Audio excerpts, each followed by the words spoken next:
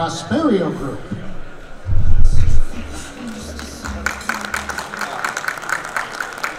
Alrighty. Okay, so let's see if I can get my act together here. Is my presentation coming up somewhere? There we go. Okay. Alrighty, so welcome everybody. Thank you for coming to this. I pitched this idea to Cindy about doing a deep dive on commissions, because I know a lot of you pay your salespeople and your carrier salespeople using a commission structure. And I said I thought maybe this might be interesting for a small group of people who were really interested in this kind of a topic. And she said, you know, I think this would be fantastic for the networking luncheon. This is not what I had in mind for that, but for you guys that are really interested in commission calculations and are interested in doing a little bit of math, this is going to be a great session for you. If that is not your thing and you leave, do not worry, I will not be offended whatsoever about that. So I understand this is not everybody's cup of tea. So I want to give you a quick biography of me and my company so you understand where I'm coming from on this just very briefly. I have a master's degree from the University of Chicago and I got an MBA from Kellogg. And I've stopped putting the years up there because I'm getting old enough now that I really don't want you to know exactly how long ago that was. I spent 10 years with a big HR consulting firm, and that's where I learned to do sales compensation consulting. At the beginning of 2008, I started my own company. At the time, I was working with CRST Logistics, and thankfully, for that relationship, I actually got involved with the TIA. It was exactly 10 years ago this month that I spoke at my first TIA conference. I actually spoke on a panel with Carrie, and it's been a wonderful ride since then where I've gotten to learn a ton about freight broker compensation, enough so that in 2017 I actually published a book on freight broker compensation. So if you're interested, I've got about 50 copies. You can grab one for free at our booth, number 301, or they're available for free download as an e-copy or on Amazon. So it's been a wonderful learning experience, and I hope to give some of that back to you guys today. In terms of the companies that I've worked with, you can see I do still work outside the industry, but at this point, going from one customer in this industry in 2007, I've now worked with 171 transportation and logistics companies, and of them, about 127, 130-ish so are brokers. So really deep. I'm still learning though. I do not know everything, so I'm certain that somebody will throw a question at me that I probably don't know the answer to, and that's okay. I will research and I will try to get an answer back to you. So this is a fascinating industry. There is a ton of stuff going on, a ton of movement. Technology is really coming in now, and I've been working with a couple truckload brokers that are going after the technology play and sort of trying to help them figure out how to make commissions work now when they still have a lot of people doing the work, but to make it so it's going to work as well when more of that becomes automated. So that's a really interesting thing that's happening as well. It's drawing on some of my software sales comp experience. We also run the TIA compensation survey, so I want to make sure you guys are aware of that. It is the only freight broker compensation survey. In last year's edition, we had 6,000 incumbents with data. About 118 companies gave us data, and we were able to report pay level for 118 positions. 55 positions. We had 55 positions with data, and we were able to report different levels for those positions as well. So that's pretty much everybody you could think of within a freight broker. It goes into accounting, HR, IT, even those kinds of positions beyond just your typical operations, sales and operations roles. Alrighty, so now let's get into commissions. Let's get into a deep dive of what are we talking about when we talk about commissions. So first, a little bit of terminology. When I use the word commission, what I mean is basically you're paying somebody a percentage of revenue, or in this world, more likely a percentage of gross profit. Okay, so meaning revenue minus purchase transportation, you're going to pay a sales rep a percentage of that. It's a piece of the action, what you guys often refer to getting skin in the game, a piece of the action. In general usage, it is very common for people to use the word commissions to just mean any variable pay that is paid to a salesperson. So I want to make sure that you guys are aware that that's not what I mean. When I use the word commission, I'm talking about a specific mathematical formula where they are paid based on a percentage of the gross profit that they are producing. When you're paying somebody on a commission, Higher volume means higher pay. In 99% of cases, there are a few instances where you can actually do goal-based commissions that mitigate that somewhat, but most of the time, if somebody produces twice as much, they're going to make twice as much as somebody who is producing half that amount. A bonus. This is another word that is commonly misunderstood. The technical term, as I use it, is an incentive that is paid based on attainment of a goal. So most of you who've had any sort of corporate experience whatsoever will recognize this as a very common management technique, management bonus technique, where they would say at 80% of goal, you get 50% of your target incentive. At 100%, you get 100%. Maybe at 125%, you get 150%. It's very common in the management world to use goal-based incentives as the way to pay out your management staff. So if I use the word bonus, that's what I mean. In the common world, though, it's oftentimes thought of that a bonus is something that is discretionary, maybe paid once at the end of the year, doesn't pay a whole lot of money. That's not what I mean, okay? So if I use the word bonus or goal-based incentive, it can be very lucrative. It can pay a lot of money. It's just not volume dependent. It's goal dependent. So in this world, you actually could have lower volume, but if you have higher percentage to goal attainment, that person may make more than somebody with higher volume, but lower percentage to goal attainment. And I'm sure a lot of you out there are probably wondering, why in the world would you want to do that? You always want to pay people who produce more, right? Well, sometimes there are inequities in the system. And using a goal-based incentive can help you eliminate some of those inequities. So for example, if you have a sales rep in New York City and a sales rep in South Dakota, pretty much unless they're selling farm equipment, the sales rep in New York City is going to have an advantage over the sales rep in South Dakota. The sales rep in South Dakota is going to have more windshield time. It's going to be harder for them to meet enough people to make enough sales. So $2 million in New York City might not be that great of a result, whereas $1 million in South Dakota might be fantastic. So using a goal-based incentive can help you mitigate that discrepancy in terms of pay to those two reps to recognize effort. Okay, so just so you understand that. If you want to find out a little bit more about goal-based incentives, I'm doing a Learning Center thing tomorrow that's going to go into some of the ways you can do those things. But let's talk about a commission now. So some things to be sure that you're clear about what a commission isn't. It doesn't mean no salary. So if you're paying somebody on a commission, that doesn't necessarily mean you aren't paying them a salary. You can do salary plus commission. It doesn't necessarily mean higher pay. Lots of sales reps who are not on a commission can make well into six figures. They're on goal-based incentives. They may be on banks or bounties. Did I just lose my mic? There we go. They may be on banks or bounties or some other kind of things that are paying them just as much, if not more, than some people who are on commissions. It isn't the only way to pay salespeople. I've already rattled off a couple of other different ways you can pay salespeople. It isn't a get out of overtime card. Okay, so just because you're paying somebody on a commission doesn't mean you now don't have to worry about paying them overtime. And I don't even want to go down that path again. We all lived through that nightmare in 2016. But I just want you to be aware of it, that paying them, even if you're paying them 100% commission, in fact, especially if you're paying them 100% commission, that does not satisfy the salary test for the FLSA requirements. It doesn't ensure economic success of the company. In fact, it can actually do quite the opposite. I have worked with a number of companies that have lost value when they were going through the sales process because they had too heavy of a use of straight commission plans for their top sales reps. So you have to be really careful about, are you setting yourself up for long-term success? It may seem the most expedient thing to do right now, but is it really going to help you in a long-term basis? All right. So as I was thinking about preparing for this, I've worked with so many different companies, and I've come across so many different ways to talk about compensation. And it's really interesting because it's one of those areas where people get blinders on, right? They know what they know and they know how they do it. And they don't really understand that somebody else may do something a different way. And terminology gets very locked in.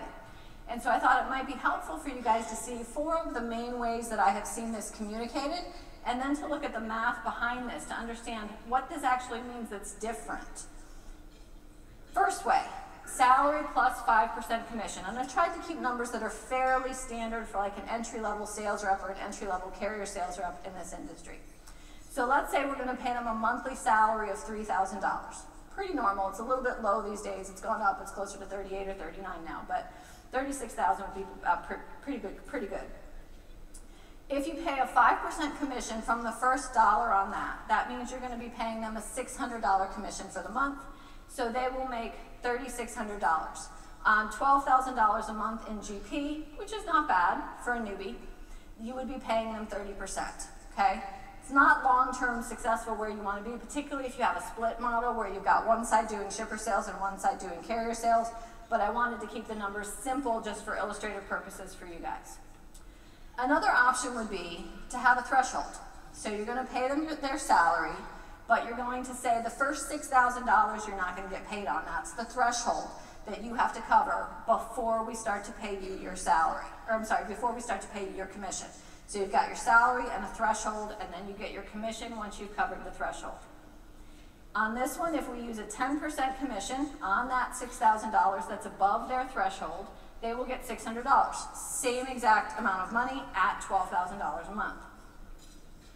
Okay, now let's go into two options that basically use either a draw or the salary to calculate that threshold. So you could do a draw plus a 30% commission. And in this case, you're paying them the draw, and then you're saying we're going to calculate your commission on the whole $12,000, and we're going to subtract what we paid you for the draw. And if you have extra, we're going to give you that in addition to the draw. Now, I'm assuming right now that this is what's called a non-recoverable draw. So let me talk for a minute about those two things. So a non-recoverable draw is if they did not cover the $3,000 this month, you're not going to carry a negative forward to next month. Okay, so a recoverable draw would be if they only generated enough to be $2,500 in incentive pay. You would actually then carry a negative $500 into next month that they would then have to cover in addition to the $3,000 that you paid them. For obvious reasons, I think I'm not a big fan of recoverable draws because you can pretty quickly have somebody get into a hole that they can't get out of. And so oftentimes what companies do is they'll just wipe away the negative, in which case what you're really doing is a non-recoverable draw anyway, so you might as well just call it that, okay? So in this world, you can see it actually pays exactly the same amount. The last choice, and this comes up from time to time, this tends to be kind of a banking carryover that I see with companies, and that's where they talk about a seat cost, okay? So they may have something like, in this example, I've used 2.5 times salary as the seat cost. The idea here is it's to compensate for things like benefits, payroll taxes, utilities. It's sort of like a real estate kind of idea where you've got a desk cost, banking cost, that kind of thing. So I gave you an example here where they have a seat cost that they have to cover that's 2.5 times their salary. That would be $7,500, and then they get 13.33% on top of that once they've covered their seat cost, and then that generates exactly the same amount of money. So you're looking at this and you're probably going, okay, Beth, what's the big deal? These things pay all exactly the same, right? Guess what? They don't. So what's really interesting is to think about what happens above or below when you have one of these methods in place. So try to keep in mind, I've got A and B right now are the two kind of salary options, and then C and D are the draw or seat cost options. So I graphed it out. That's why I said this is going to get a little bit technical in terms of graphing and math, etc. But so I graphed out all those payments. So you could see what happens below that $12,000 mark and what happens above that $12,000 mark. So you can see right here, they all pay exactly the same amount, but that's the only point that they do that. So you actually have the draw pays the least, okay, you got the biggest delta here, but it's going to pay the most at highest performance. The salary version, so salary plus 5% is the most, is the lowest curve, it's the flattest curve of all of them. And then you've got the other two that are kind of in the middle. So option D, the seat cost, is going to pay the second highest. And then the middle where we had a threshold, we had salary plus 10% above a threshold. When you get out over here, now you're at 15% of the profit that you're paying out. So this is not a statement of good or bad. I just want you guys to know what happens, what's happening to the payout curve once you start to look at very high levels of performance. There are a couple things that you need to consider, because I'm sure some of you out there are going, well, gosh, why in the world wouldn't we do the red line, right? Do that all day, every day. We're going to have the best people. Everybody's going to be happy. It's going to be a wonderful situation. For one thing, you need to consider the market value of the job. Are you paying what you need to, not just up there, but down here, okay? Are you paying what you need to attract and retain those people? Are they going to be comfortable with that draw methodology? I'm seeing a lot, not just in this industry. I'm also working with some food and beverage distribution companies. So the likes of McLean and US Foods and Cisco and Gordon Food Service, those guys, they've been 100% commission traditionally. They're moving away from it. They're starting to think about adding salaries as well. So there seems to be this trend in the country away from having 100% commission plans and doing some sort of a salary-based approach to it. So you want to make sure that you're presenting something that's going to resonate with your recruits in terms of what it is they're looking for. And you also want to make sure that you're thinking about what your company is going to be like 5–10 years from now. So let's talk about psychology a little bit here. When you use a draw or a threshold that is a function of salary, okay, so seat cost. So in option D, where we had their salary and then we figured out their threshold was 2.5 times their seat cost, you can never give anybody a raise without it also being a slap in the face. You can't do it. In fact, most of them will say, you know what, keep the raise. Thank you very much. I don't want it because now it's going to make it harder for me to get my incentive pay. So you've now removed one of the things that you can use as a motivational tool. Not all people are wired the same. If any of you came to my session yesterday, I've got a pyramid that shows the types of people that exist in the world. At the very top, in the smallest little triangle at the very top, is what I call never enough hunters. We would love for everybody to be like that, but very few people are, okay? There are many more people that are hunters, but they get to a point of complacency, right? They say, it's enough. I've made enough money. It's okay. I can stay here, right? I'm 28 years old and I'm making $150,000 a year. Okay, I'd like to spend some time with my family. I'd like to go on vacation. I'd like to do these things. There's a good chunk that are good salespeople, good hunters, but that's their mentality. You've got a lot of people that are below that that can fill in roles that are farmers, account managers, those kinds of people. So you have to think about your population. You might love it to be made up of all of those never enough hunters. It's not going to be. You'll be lucky if you have 10% of your population, even in your sales roles, that are those people. So you want to make sure that you are keeping as many different tools in your pocket as possible to motivate those people. Salary and giving merit increases can be one of those tools. I've worked with a number of brokers where I've been interviewing the reps and they said, you know, I haven't gotten a salary increase in 15 years. You're missing the boat on that if you're not doing it. It doesn't have to be big, but it needs to be something so that you can say, hey, you're doing a good job in these areas that are not production related. And if you've gone with option C or D, you've now removed that. You can't do it. You can't give a salary increase without it also being a punishment at the same time.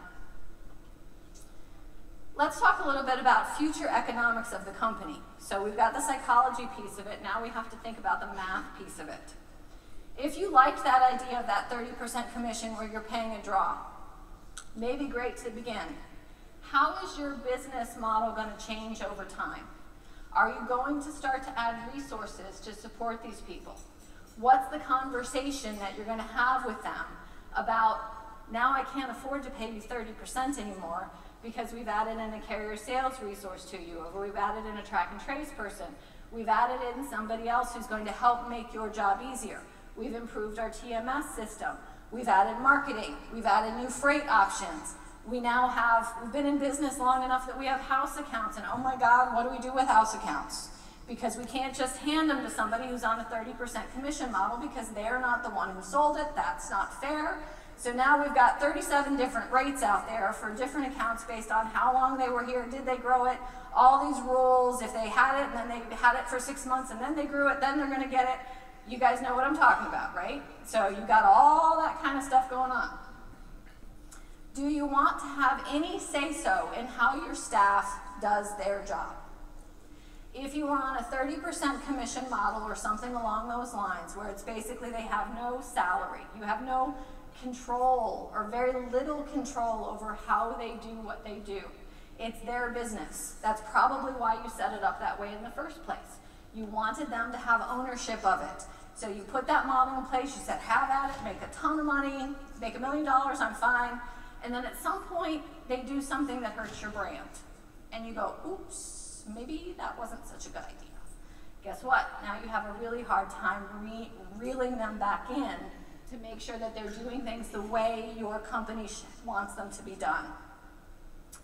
When you pay a straight commission, you've now locked yourself into that economic relationship. Okay, so you've now defined the value to them as 30% or whatever your number is. Okay, that's what it is, that's the value, and now you're stuck. It's really hard to change it, and the bigger the number is, the harder the conversation is. Okay, so think about that going forward as you're setting this up. This is not to say that I'm anti-commissions. I'm just saying that you need something you can change besides the commission rate. So the way to do this is to start to think about adding tiers into your program. First off, certainly use a salary. I definitely am biased in that sense. Use a salary, and then for your commission, you want to have tiers. So the easiest thing to do, and what a lot of companies do when they sort of evolve away from that flat commission rate, is they do retroactive tiers. Now, you don't need to have as many as what I've got on the screen here. It doesn't have to be this complicated. What this says is that if your monthly production lands between 0 and 10,000, you would get 0%. So technically 0 to 9,999. If you land between 10 and 15,999, you get 2% retroactively back to the first dollar.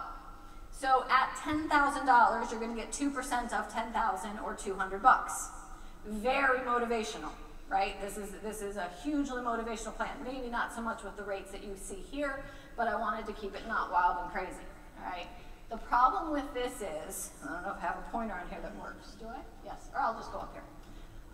This little bit right here is not balanced in terms of the economics. So they sell $1 more, and it costs you $200 for them to do that. So as a manager in the company or an owner in the company, you would rather if everybody stayed right there, because that's the best place for you from an economic perspective. I call this an intelligence test for your staff, because if you look at where people are landing and they are not right there, then you don't have the sharpest tools in the drawer in your group. Because they need to figure out some way. If they're at the end of the month and they're $1 shy of getting that next tier, they miss the point, right? So I've worked with a lot of brokers that have this kind of plan in place. And what happens, I've got two stories to share with you. So one is on the carrier side of things. On their smoke breaks or their lunch breaks or whatever, they're buying and selling loads from each other in the parking lot. Because they say, okay, so I'm one of them, you put my name on your next load, I'll pay you 50 bucks. I'm gonna be up 200, right? I'll give you 50 of that, I keep 150, we're all good. I had another one, don't believe the guy told me this, but he did. This is on the shipper side. He has a deal worked out with his customers that they will put more money in the load at the end of this month, and he'll give it back to them next month to get him over his tiers. So you've got to be really careful when you've got a plan like this in place about what's going on, because it begs them to game it. If they're not, they missed it. This is actually why our mortgage industry blew up, because there were a lot of mortgage brokers that were on this kind of a plan, and it wasn't just $200. When they padded their loan packages, they got thousands of dollars retroactively back to them. Before I left the big firm, I actually did a lot of work in banking, and we were quickly trying to replace the retroactive plans with a marginal or a progressive plan, but I guess we didn't do it quite fast enough. So this is a much better way to do tiered commissions. The downside on it is harder to explain. There's no perfect incentive plan out there. If there were, I would be out of a job. But this is much better because now you can see there's no point where it's worth gaming. So the way this works, I've heard some people call these progressive. If that terminology works for you, that's fine too. It's basically you get the commission rate on the dollars within the bucket, but it doesn't go back to previous buckets. It doesn't go back to the first level. So it's like the way our taxes work. So in this example here, for the first 10,000, you basically get 0. Once you hit $10,000, you get 5.5% of the dollars above 10,000 until you get to 16. Then you get 7% of the dollars above 16, etc. What I like about this plan is it provides a ton of fine-tuned economic control. So I jiggered this just to be the way I wanted it, okay? I want people who are poor performers to make less, and I want people who are top performers to make more, right? So I actually made it so they're being paid a lot more under the marginal plan. You get nice, juicy rates up there at the top that you can show them in terms of what their potential commission rates are if they are high-level producers. So marginal rates, from a mathematical perspective, marginal rates are the best way to go if you're adding tiers into your commission plan. You also need to think about time, okay? So we've thought about psychology, we've thought about business economics. Now we also need to think about time that we're going to have these people in the organization. So how can you keep these kids, we were told not to say the word millennials anymore, but how can you keep these kids, largely speaking, interested in this position over time? It's a tough job. So there's a lot of hours, there's a lot of burnout. I don't care which side of the equation you're on, whether you're on the shipper side or the carrier side, you're dealing with people yelling at you on a regular basis. I heard something happen, my husband was golfing yesterday, and something happened with one of the guys he was golfing with, something with a truck, and it blew up, and it was, ruined the guy's golf day.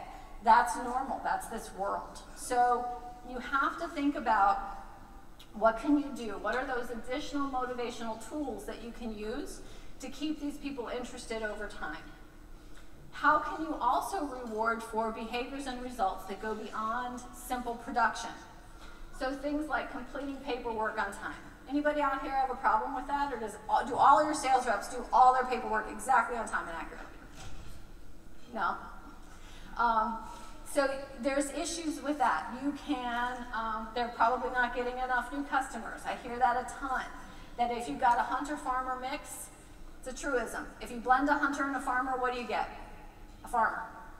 Because they're going to fill up all their time with existing customers. They're not going to have enough time to hunt. It's going to be the thing they're going to do at the end of the day, right? So you're probably not getting enough new customers. You don't want them taking on bad accounts. You don't want big receivables problems. You want them to grow the book and not get complacent. It's hard to shove all of this stuff into an incentive plan, but you can do it if you add on levels, if you have them have a promotion criteria. So think about creating a holistic system here. So have a salary that you can give annual merit increases for as a reward for some of those non-production related activities. Use job levels so you can give promotions, such as business development rep 1, business development rep 2, etc. And ensure that more than just production is required for promotion. So I often recommend that this should be your "we don't promote jerks" clause, should be in here, right? You may have your top level producer, but they haven't met the criteria to get promoted up to be a level 3. So maybe they're stuck at a level 1 or a level 2. This is a fantastic opportunity to have a conversation with that person about why. Why have they not been promoted? Well, they need to stop throwing chairs at their colleagues when they don't cover the freight for them, right? I mean, that would be simple. Stop cussing at them. All of these things. Follow corporate rules and policies. Attend meetings that they're asked to attend. Those kinds of things are going to be necessary for promotion. And it gives you the opening to make that happen. Use performance tiers so they know what good is. So I was doing an interview this morning with a client that I'm working on, and I said, so what's one of the problems that you have with the current incentive plan?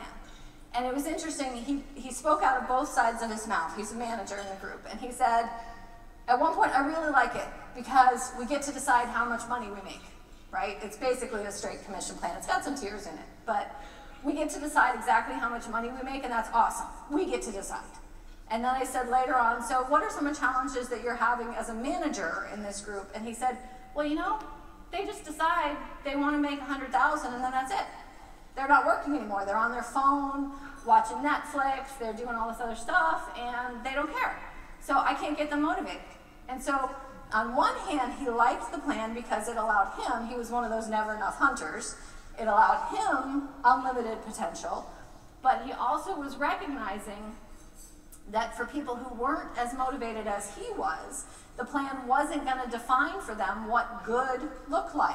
They were like, I'm good making 100,000. Management is not good with that, okay? So tiers help tell people what good is. What's the threshold? Threshold is the minimum level of acceptable performance. It's not good, right? It's, okay, we're not gonna fire you tomorrow level. Then you've got a middle layer, then you've probably got your good, okay? We want to get you to target. Then put a couple levels on top of that. So how many of you are in airline programs? So loyalty programs, car rentals, right? They've got 3 or 4 tiers. There's a reason for that. It's human psychology. You want to keep reaching for something else. Except don't make the mistake that United has made. Global Services, United, they don't tell you what you have to do to get there. I'm a very goal-oriented person. Tell me what it is I need to get to Global Services, and I will figure out how to get to Global Services. But they don't tell me, right? So don't do that to your people. Don't do that to them. Make sure they know exactly what they have to do to get to the next tier. Make it clear, whether it's in your commission tiers or whether it's for their promotion or whether it's to get a salary increase. Tell them what they need to do. You need to have something so you can adjust expectations. If you change something significant about your business, raise those performance tiers up. You've improved your TMS system, so now you've got more automation going through there. What used to be great, 8 loads a day, 10 loads a day, now is going to be 12 or 16 loads a day. You need to have something so you can raise that bar up, or otherwise your economics are going to blow up in your face on this. You want to make it, now here's the real key on this, you want to make it so that those who are not reaching their goals are not getting paid as much or are not getting promoted. And you want to make sure that you're giving your dollars to your top performers. So what does this all look like? I put together a quick, simple example of how this works. So I've got 2 marginal commission tiers, and you see they're pretty simple, okay?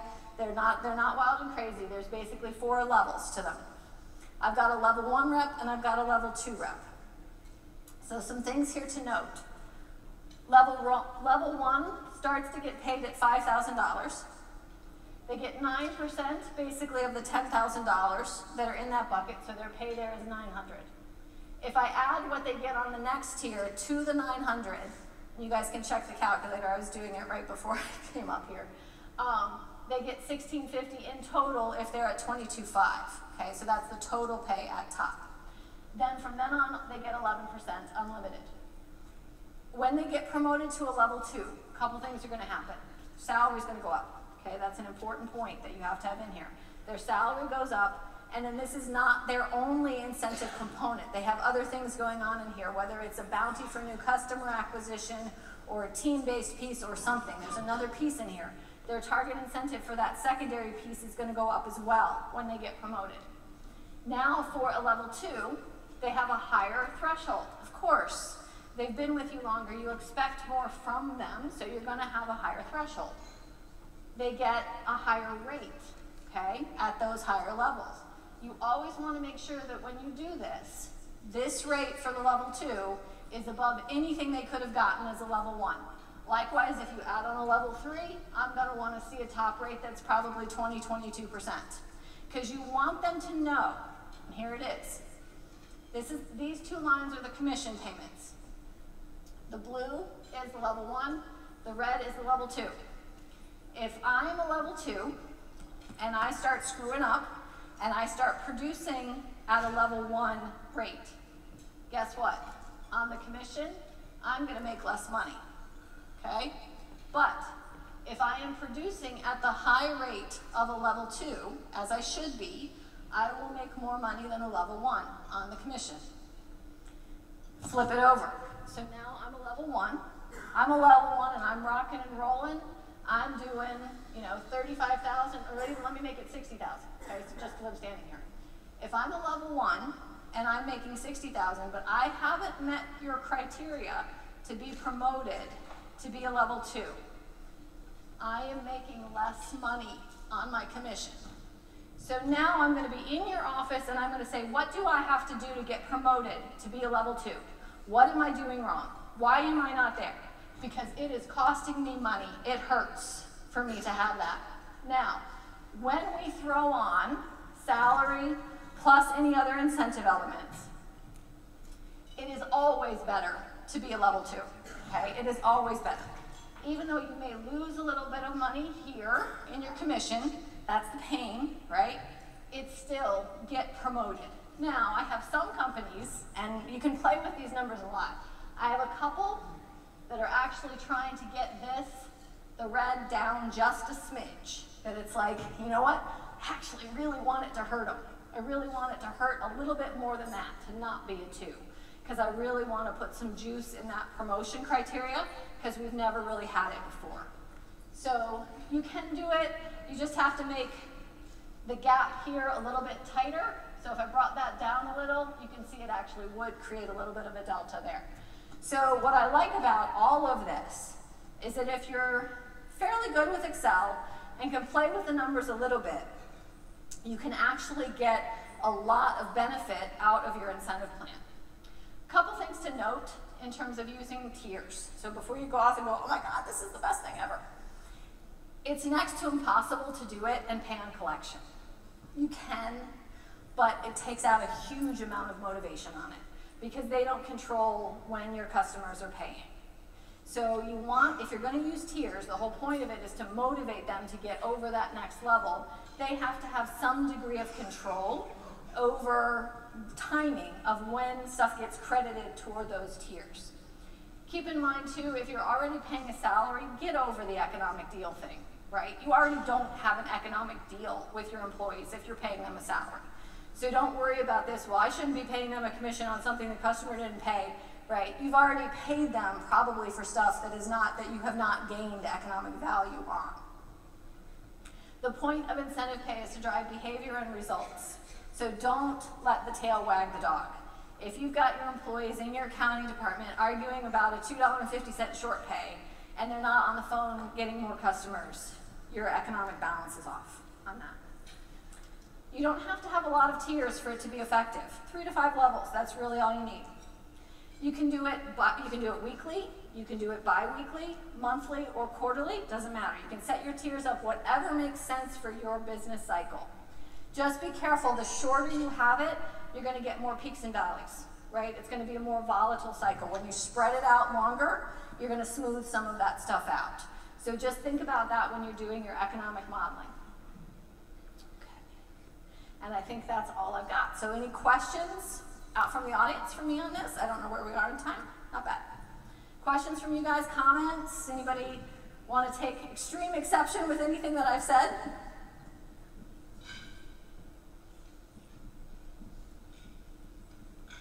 Carrie? Beth, in your experience with your clients and those you've talked to, because we do pay on collection, okay. After collection, but we don't have tiers. Okay.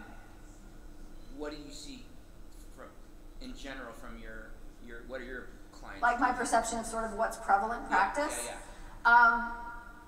It varies based on if you are more 100% commission and you're using a straight commission, you're probably going to be paying on collection, right? I mean, it just sort of goes with it's like the employee's not really an employee, they're kind of a quasi-agent, they're running their own business. So it makes a lot of sense to do that. Once you move away from that world and you start to get into salary plus, then I see a lot more that's on delivery, I would say is the most common. Though I've had, shipment is a little bit tricky because you can have stuff fall off, right? So delivery is a little bit safer in that regard. And then if you've got a problem with getting all your paperwork done. I actually have had some clients doing it on billing or invoice, or sometimes it's called closeout or something like that, because that encourages the reps to make sure all of that stuff gets done. Just be careful what that does to your accounting staff at the end of the performance period, right? So if you're doing it on invoicing and they have all their stuff done, but somebody in your accounting department gets sick, whoever's left in your accounting department is going to have like 6 people lined up at her desk yelling at her for why hasn't she gotten the bills done. Okay, so that's, I would say it's more, once you're out of that 100% commission model, delivery is the most common choice. Roberta? So, Beth, great job with the information. Really good job presentation there. Just out of curiosity, if you were to come in and work with my company today, how much involvement are you going to need from the company side people? And then what's implementation? Is this a 6-week or 6-month process to try to do something? Thanks, Matt. It depends. To some extent, the implementation timing depends on the degree of change. So the worst change to take people from is off of a 100% commission model. And the bigger the number, the bigger the problem on that, right? So if you decide that you're like, oh my God, we're on straight commission and we want to do something different, you're going to need to allow considerable amount of time to manage that change. Your first question about how much are you guys involved within it, you are 100% involved all the way through the process. So this is not something that I come in and do. A lot of companies think that. It's like, oh my God, what's she going to do to me? I don't want change. I don't want her to do anything to me. I would only do what you want to do, right? So it's only based on what the design team collectively agrees to. So I actually recommend pulling a group of people together for the design team that have a variety of perspectives. So you want somebody from HR, you want somebody from finance, you want an operations leader, you want a sales leader, you want a business leader involved. All of those people are going to have really strong opinions on this subject. One of the things that I do is I get them to agree. So it's not about what I want. I'm going to walk away. You guys have to deal with it. It's about what you guys can agree to and what you can get behind. Because if any one of those people is not on board with this, it doesn't matter. The beautiful math and the beautiful graphs and all of that kind of stuff. If one of those leaders doesn't believe in it, they're going to sabotage it from the get-go. They're going to say, here's this plan, it was shoved down our throat, some consultant came in and told us to do this thing, whatever, and that's how the people are going to interpret it, and that's how they're going to react to it. So it is much, much more important that you spend the time getting everybody bought in to it. And so one of the ways to do that is to get feedback from your people, talk to them. So oftentimes I'll do interviews, I'll do focus groups, I'll find out what's working and what's not working, and I'll make sure that we're taking that feedback as well as part of the process. And then Matt, as you know, we spent weeks preparing for your rollout back when you had, what, 12 people? Much bigger now, but to get it so that it is communicated well so that they understand it. And during that rollout, it is critical that it's not me leading the charge. It's got to be the leaders of the organization leading the charge. Again, for that same buy-in, right? These people aren't going to, it doesn't matter what I think. What matters is what their day-to-day leaders are telling them. And they've got to believe in it and be behind it. Thanks, Matt. Any other questions?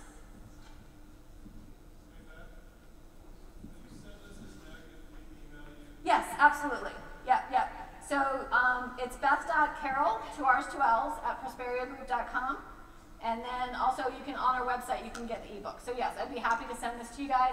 And then also I had told Cindy this, but I don't remember if it got in the blurb. I actually, to create those graphs, I put together a little comparison tool in Excel. If you guys want that, I'd be happy to send that to you as well. So you can just sort of play with some numbers and it'll go ahead and create the graph for you so you don't have to do the math. So if anybody wants that little, it's not rocket science or anything, but if anybody wants it, I'm happy to send it to you. Repeat your email one more time, please. Sorry, it's Beth, B-E-T-H, .Carroll, 2 R's, 2 L's, at Prosperio, my company name's not up there anyway, group.com. So Prosperio is like prosperity, but Prosperio, and it's because it is a pain in the butt to come up with a company name these days. I went through everything. I had to change my name. I mentioned that on one slide. I had to change the company name twice. You guys at some point knew me as Signal Group, and then I became Signal TLC, I was having to pay my old partner 1% of revenue to keep the word signal. And I'm like, okay, that's stupid. Thank God I got rid of that before 2018. She would have been very happy. And so then I set up Prosperio Group. But coming up with any kind of a company name right now is, because everything's all taken. URLs are all taken. So. All right, any other questions?